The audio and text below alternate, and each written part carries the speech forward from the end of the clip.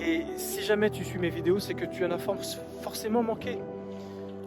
J'en ai manqué également parce que c'est notre société qui nous conditionne d'une certaine façon. Et même si nos parents nous ont désirés, et même si ils nous ont aimés, l'imperfection fait qu'il y a des carences, malheureusement. Alors, on peut se poser la question, comment faire pour pouvoir combler à ce problème? Qu'est-ce qu'on peut faire? Un nourrisson est en communion avec toi, il te regarde droit dans les yeux. Il y a vraiment un lien entre sa fenêtre qui donne sur l'âme et la tienne.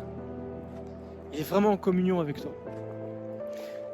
Tu sais, le fœtus, lorsqu'il est dans le ventre de la mère, la première chose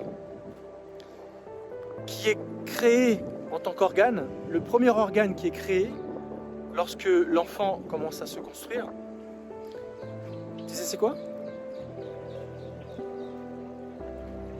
C'est le cœur.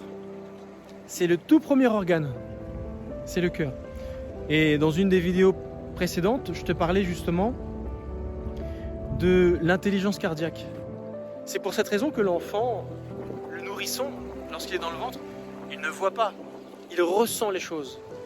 Après, quand son système auditif est en branle, eh bien, il finit par entendre et à reconnaître certains bruits. Mais au départ, c'est surtout le ressenti qui lui permet de comprendre et de ressentir les choses. Et la dernière fois, je t'ai parlé de l'intelligence émotionnelle, l'intelligence de cœur. Mais tu vois, l'enfant, le fœtus, la manière dont il est créé, fabriqué, eh bien, ça commence par cela.